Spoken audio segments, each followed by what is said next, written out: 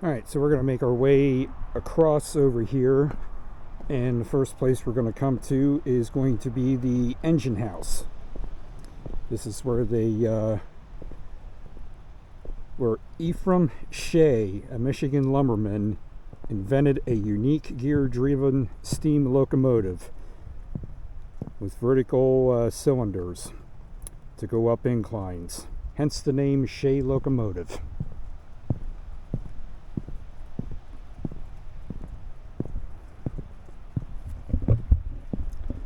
So hopefully we'll be able to, there's enough light in here that we'll be able to see the locomotive. If not, I'll have to go get one of my through nights and bring it with to light it up.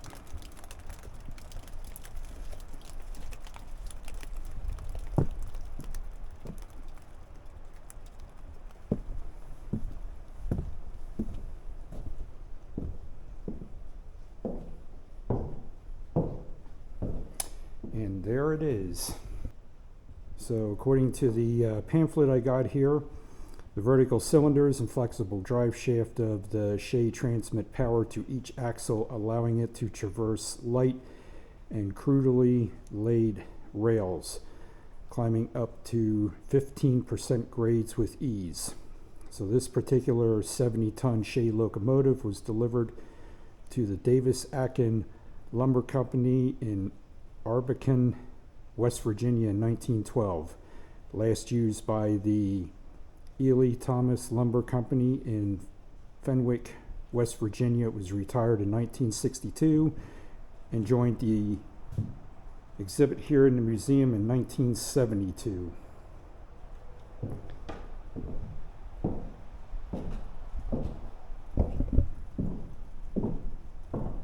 So this is pretty neat.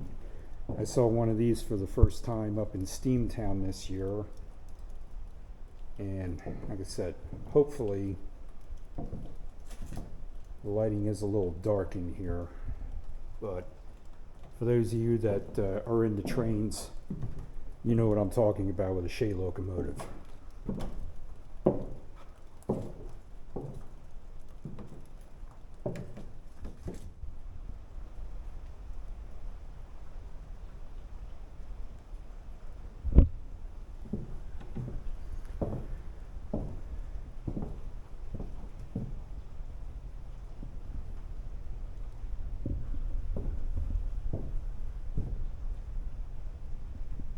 And this is just getting into the track gauge, the different rail or different style of rails. But this is just a gorgeous locomotive.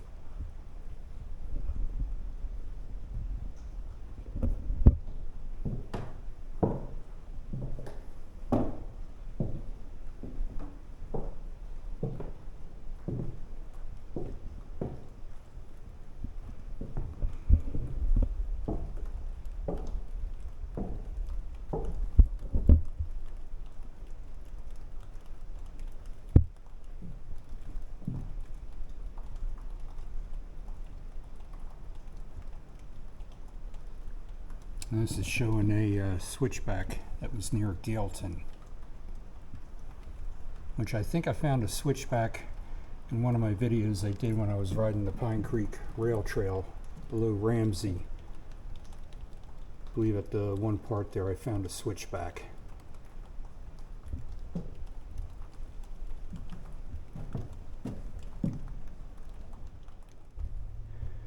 Alright, I actually went out to the car and got my one of my through nights here so I could walk up inside this engine and show you the what the operating area looks like here with a Shea locomotive.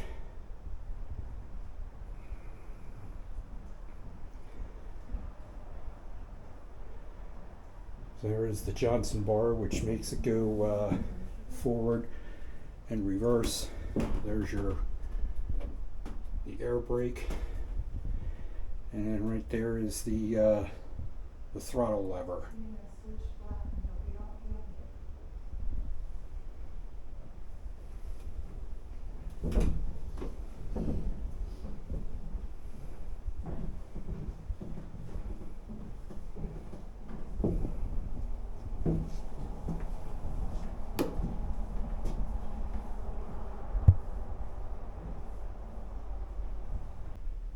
And they said you can play with stuff on this engine, so let's see if the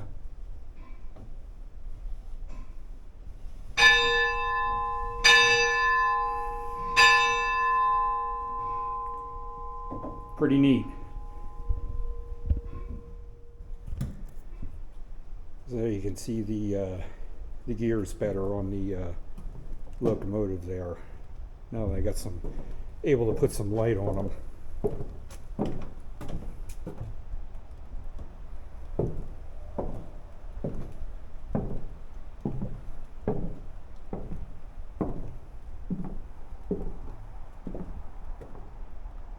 Alright, so the next area we're going to go to is over next door here, and I believe this is going to be the logging house. I believe, if I read the pamphlet correctly, loader shed. So we'll get to see what's on the other side over there. But before I go over there, there's another thing that we can play here too. It says, "Toot the train whistle."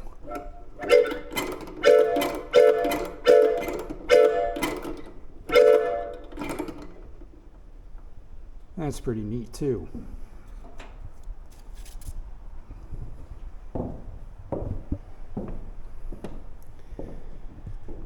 So this area over here would have been, if I get the pamphlet out here and read it, loading log cars by hand was slow and labor intensive. So larger lumber companies moved to mechanical log loaders by the 1890s. This Barnhart loader employed a rotating cab with a stationary boom and cable pulley. Tongues at the free end of the cable were hammered into a log, retracting the cable, brought the log under the boom, and then it was elevated over to an awaiting car. So this is, we can put some more light on there.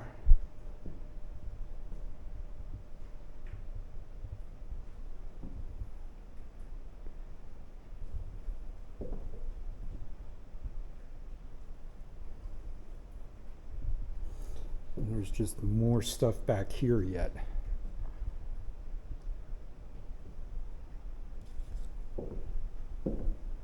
So I think we can actually walk up onto the other side and check out the inside of it. So there you can see the chain underneath that was used to swing the housing around here where the loader was.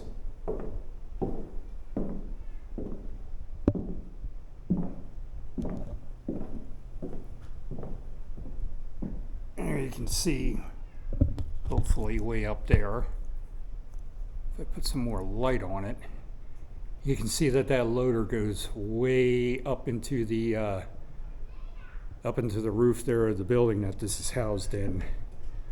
There you can see how it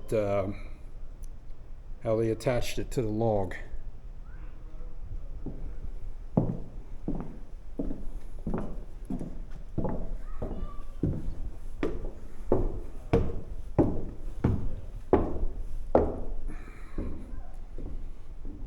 And there you can see inside the steam boilers in there.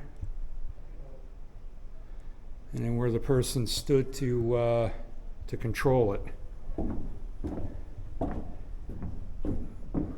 There's all the levers and everything there.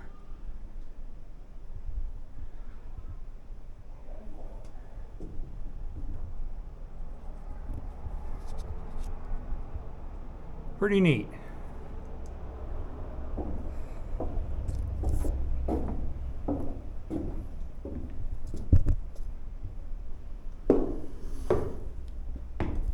venture outside here, and I believe we're going to be going to the stable and hay storage area next.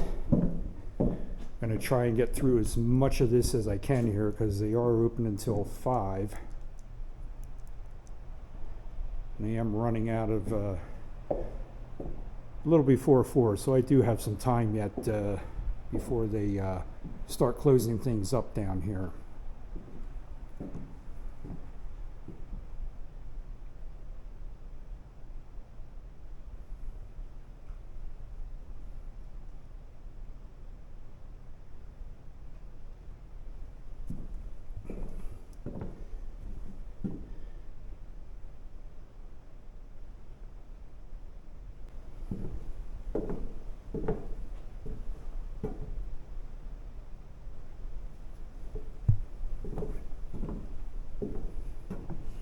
There's just many pictures here of the of a Barnhart loader in action.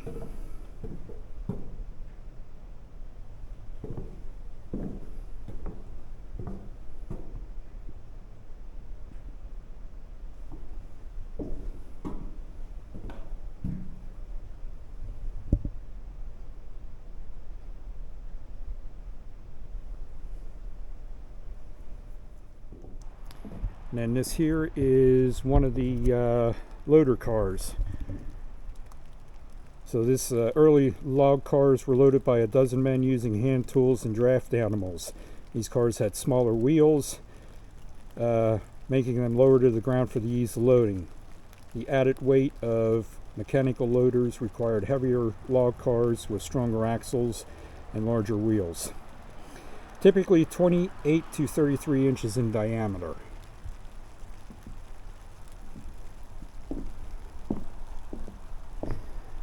So one thing's for sure, when you come up here, do allow yourself some time to walk through here to make sure you get to see everything that's here, because there is certainly a lot to see.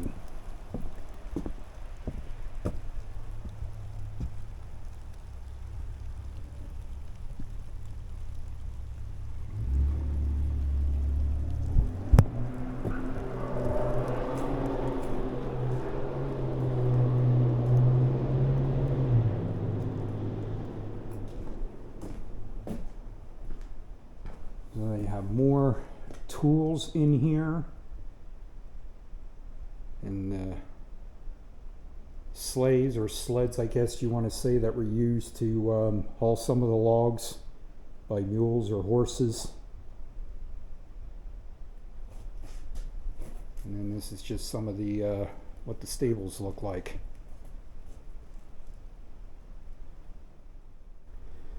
So not much light in this room here, but this is just more artifacts that they have on display. There's some old levels and a plane. And it was basically, that shows up there, you can stop and read that, talking about a carpenter.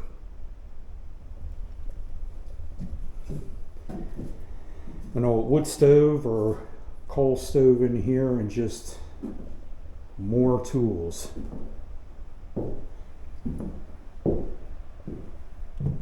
And then this building here was the filler shack. So crosscut saws required expert attention. Help if I get the paper out of the way that you can see there, but to require expert attention to maintain proper performance. So a saw filler could sharpen and repair about 12 8-foot saws daily for a wage about $2 a day, and that was at the turn of the 20th century. So you can see. So that's what the saw sharpener's shop looks like. Unfortunately, we can't go in it or anything, but you can see it from the outside here.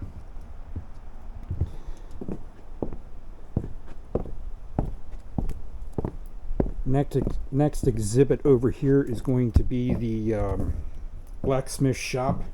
I don't know why my light keeps blinking there, but so because most lumber camps were remote, new tools were not always easy to come by. So the camp blacksmith was essential in making and repairing iron tools and hardware. So you can see what the blacksmith shop looked like. So this is a jobber house.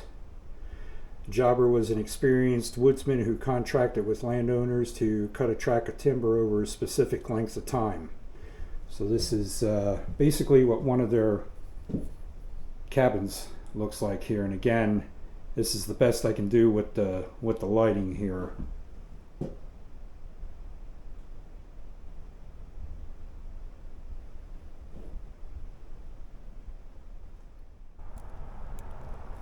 So the next house up here is the bunkhouse, and you'll get to see what some of the workers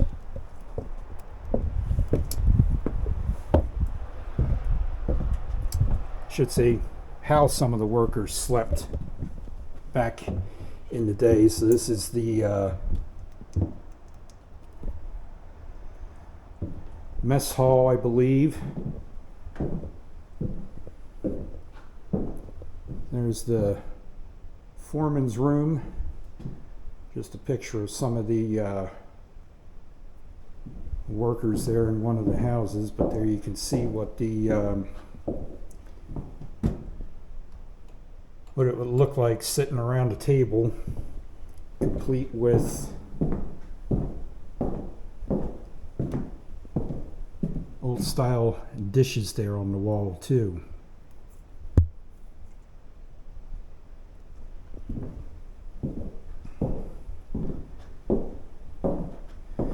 And this area back here would have been the kitchen area and a wood stove that you cooked on. And my grandmother actually had something similar to that when I was little, when she lived on her farm. Didn't have an electric stove or anything like that. That was a wood stove that you cooked on all the time. So we'll take a walk upstairs quick and check out the bunk room upstairs. And I probably should have walked outside here when I showed gave the information there, but there's the information on the mess hall and the kitchen.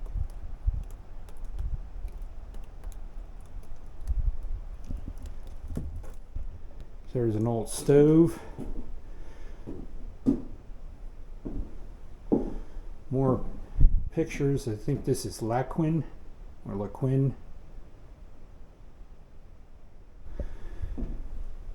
And I guess this was one of the social areas, so to speak, where they sat and played dice or cards.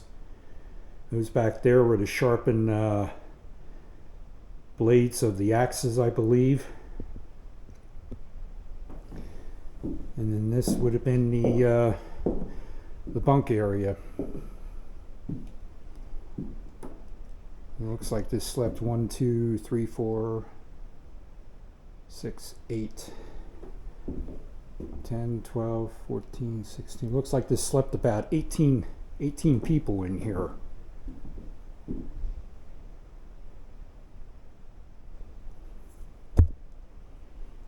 So, all right, we got a couple more things to see outside yet, so let's go out and check them out. So out back here, they just have some more cars there. There's a whistle sign and an old-fashioned water tower. So we'll walk down here real quick to the log holding pond, which is this here, and they do have competitions here in July, I guess, or demonstrations, I should say that where they saw some of the wood up and then floated out here into the pond. But there you can see information on the sawmill. So a sawmill's logging holding pond served many purposes. It washed away dirt and debris, thawed frozen logs, and provided a practical means of storing, sorting, and feeding logs into the mill.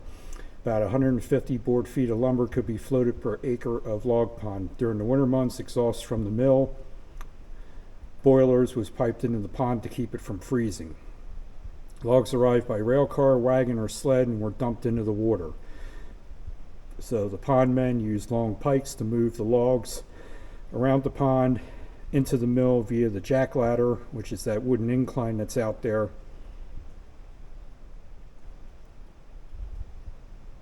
So that's, there you can see pictures there of logs going into the mill. So then this would have been the, I believe this is what they were talking about here.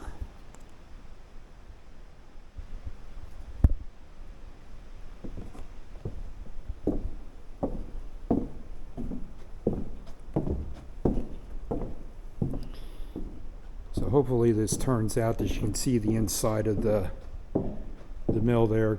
Probably would have been better to do this on a sunny day, but just so happens this worked out for me. So that's just talking about the different saws that were there, an edger saw and a head saw that was in the sawmills.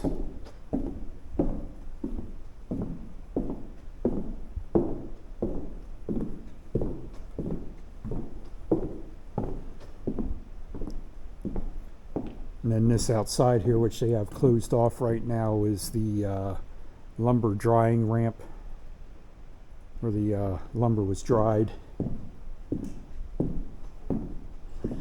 There's another big circular saw wheel.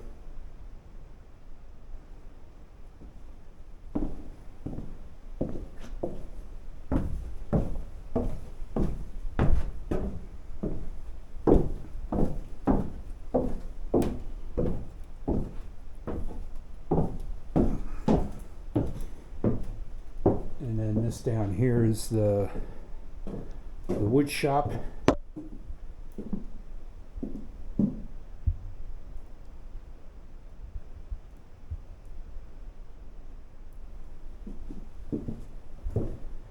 This is the engine room, which ran the sawmill. And you can see all the belts in there that were used to drive the power of the mill.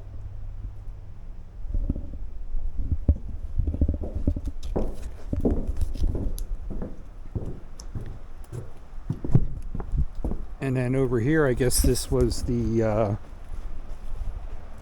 what was considered the boiler room.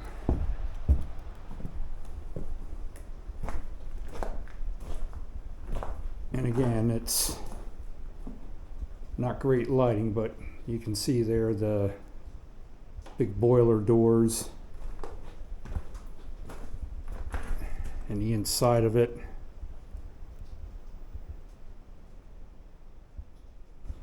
I believe there's another boiler over here yet too.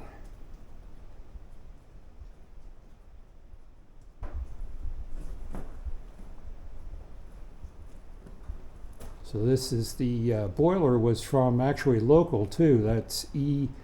Keeler Company of Williamsport that made that boiler. If that shows up there.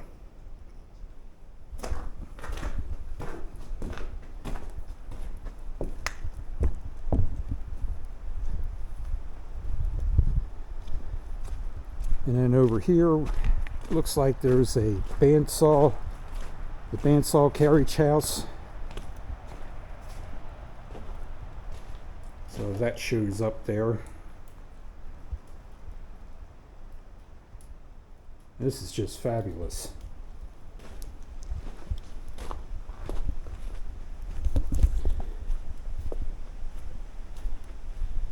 And then over here is what is known as a birch still, which I've seen one of these in operation.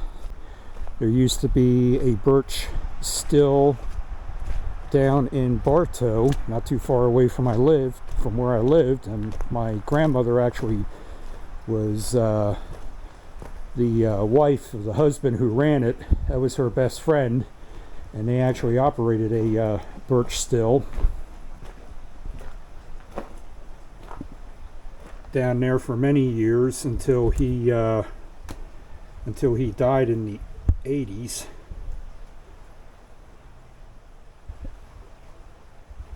So birch oil contains high levels of, I'm not even going to try and pronounce that there because I'll butcher it, methyl silicate. I guess that's what it's called, commonly known as spirits of wintergreen. It has long been used as an antiseptic for pain relief and as a fragrance and flavoring. In the early 20th century, woodsmen looking to earn extra money would set up birch stills where they would find a ready supply of saplings. When the saplings were gone, they moved to still.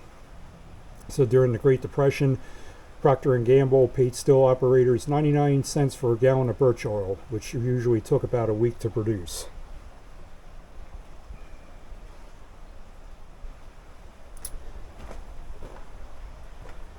And this is just more information on the birch still.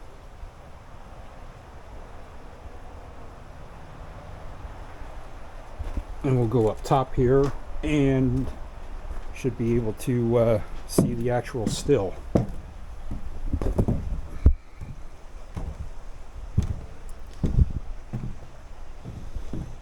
And that's basically it right there.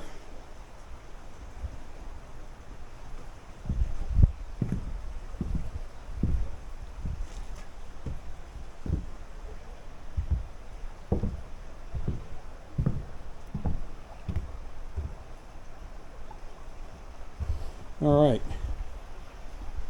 we got some more places to get to here yet quick before they close up shop here for the day. All right, coming across the parking lot here, we got some more outdoor exhibits that we're going to check out. They have, I guess, another little Shea locomotive up here, as well as there's another locomotive down in that shed, and then we're going to check out the CCC cabin that's over there.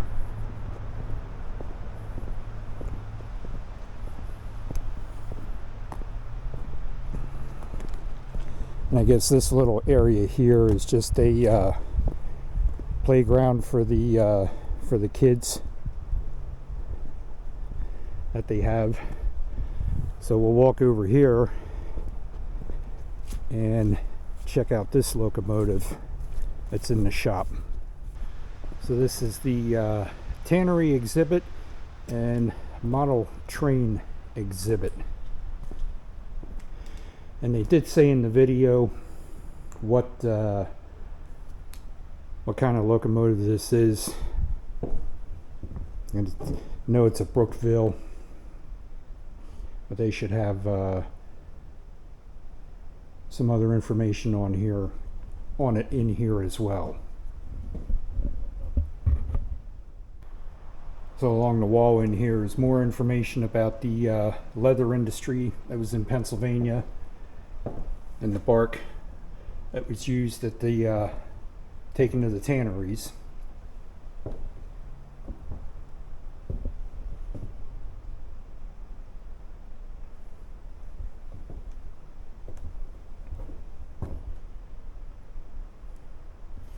But I just cannot get over all the information that is here at this place.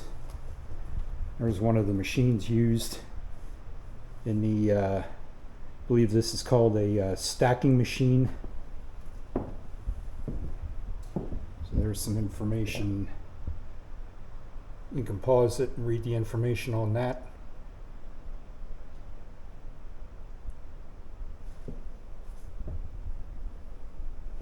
And I'm pretty sure there was a tannery in English Center. I remember reading something somewhere about that. I'm almost sure there was a tannery up there, and I think there might be remains of it there today yet. And it's close to one of the eating establishments that I go to there, Harper's Creekside Tavern. I'm pretty sure it's in close proximity to that.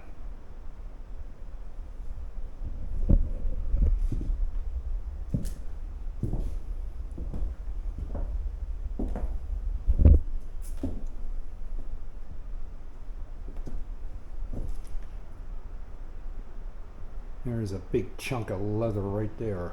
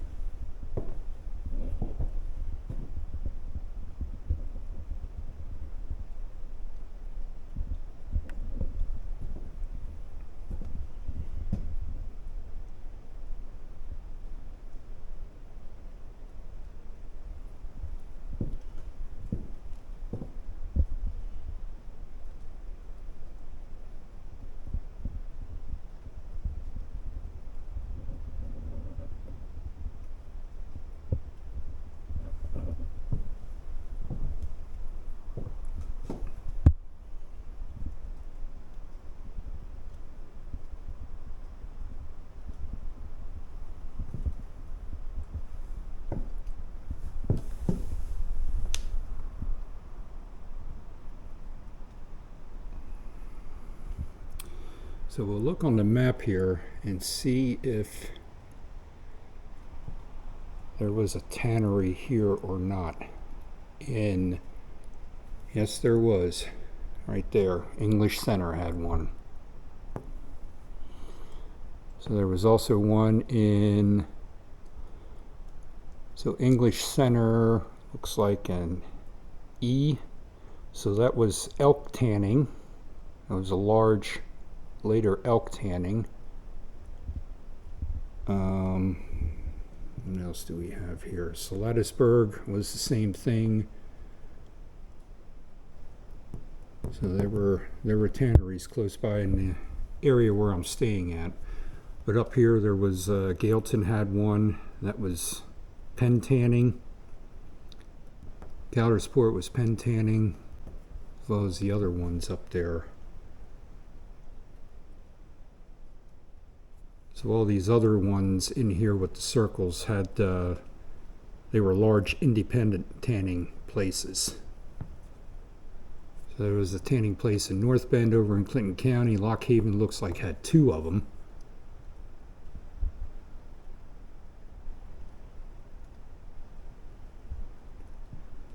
So hopefully that turned out there with the focus on this thing. I know sometimes the focus on this ain't the greatest, these the Osmo Action 3, but yep, so that is a complete map of the tanneries in Pennsylvania.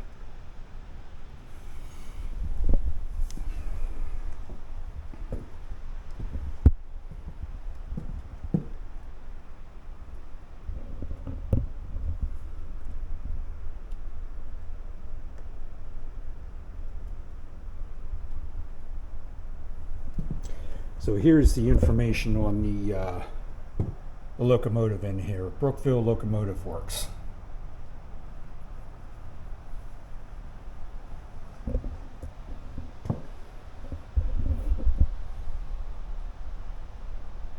So this is a model UD18 to 15-ton locomotive.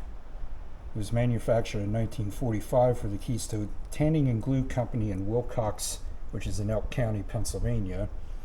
Used as a switch engine, transferring rail cars of raw materials and finished product at the Tannery rail yard. When the Wilcox Tannery closed in '66, the engine was sold to Kovalchik Salvage in Skykesville, PA. Pennsylvania Lumber Museum Associates purchased the locomotive in 2002 and began the restoration, partially funded by the Lumber Heritage Region. So I guess there's the picture of what it looked like when they found it.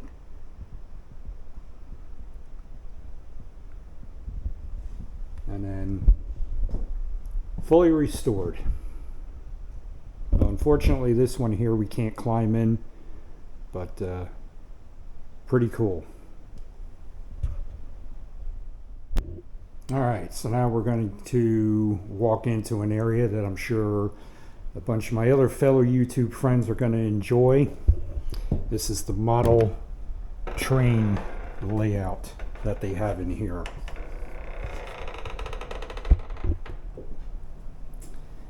So this looks like this could be HO gauge from the looks of it, but there is a Shea locomotive. And if you want to see one of the Shea locomotives in action, go to my video that I did over the summer at the Tyadatin Visitor Center in Waterville. They had a Shea locomotive there in operation going up a switchback. But this model display here, this is really nice. Said if you're looking for something to do and you're up here in the Potter County area, this museum is well worth the time to stop in and visit.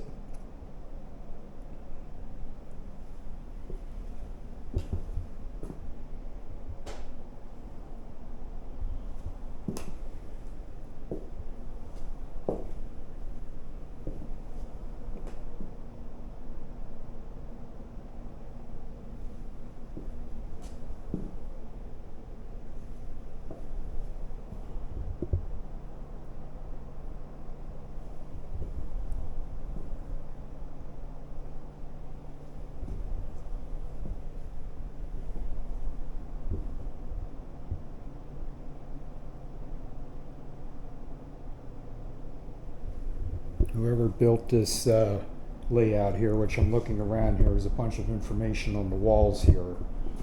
But whoever built this, my compliments to them. This is a really nice layout.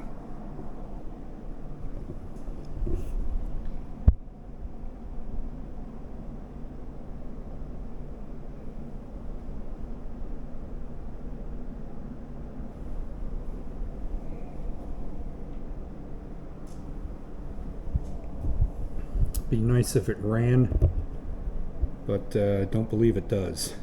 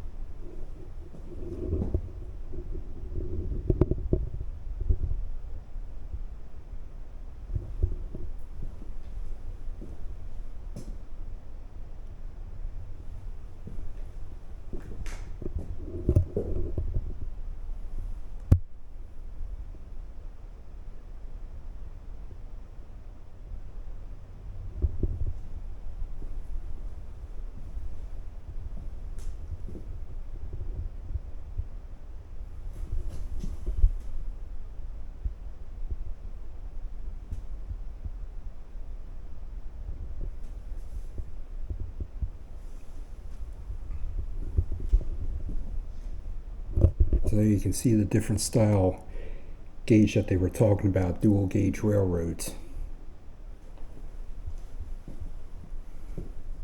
All Alright, so we are going to leave this, although I don't want to leave that model train display that's back there because that is so neat. It would be nice if it would run, but just looking at it and the detail that was put into it was truly amazing. Those guys did wonderful work there. So, alright, we are going to walk over here and check out the Civilian Conservation Corps cabin that is over here yet.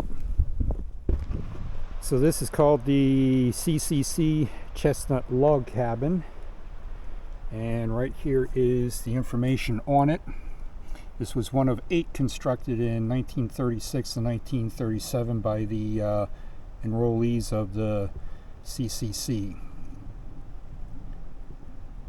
So this was located at the Dyer Farm in Stewartson Township, southeast Potter County.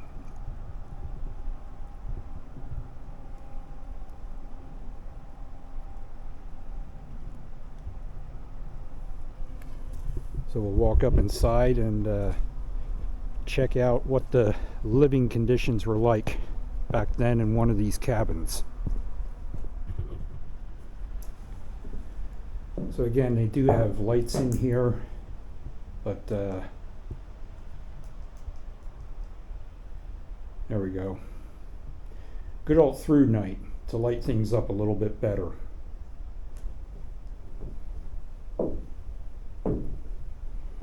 But that's just more information on the legacy of the corpse there. And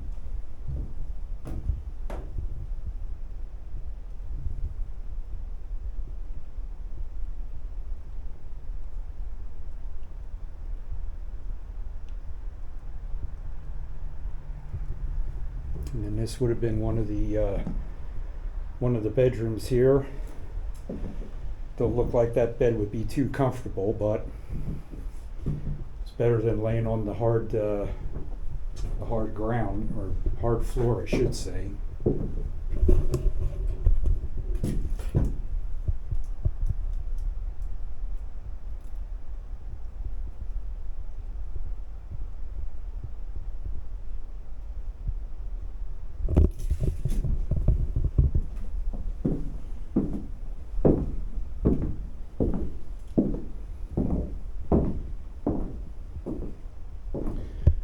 And then this is just a list of people who donated the time and money for the restoration of this cabin rather.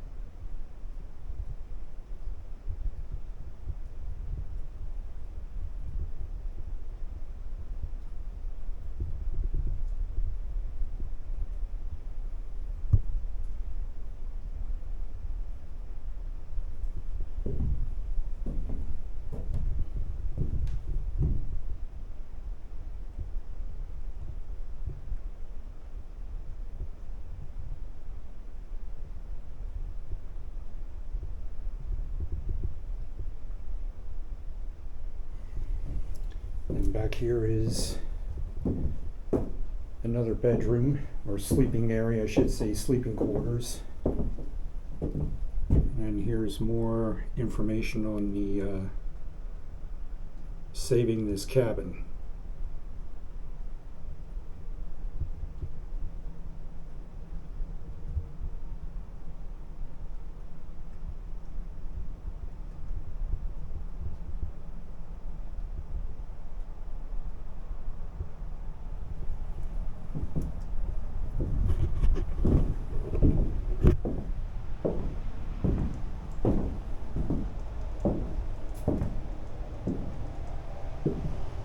And then just another bedroom, or sleeping quarter, not a bedroom, but just another sleeping section of the cabin back here.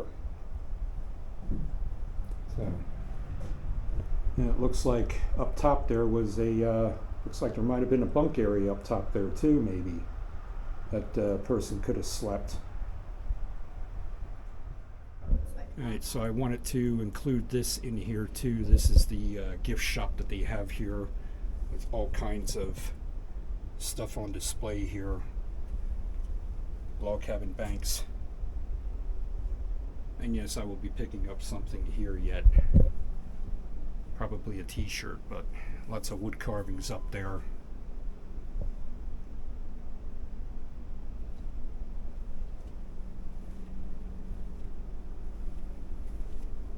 And there is a book that I have that looks very familiar, the Pine Trail Rail Trail Guidebook. I picked that up a couple years ago.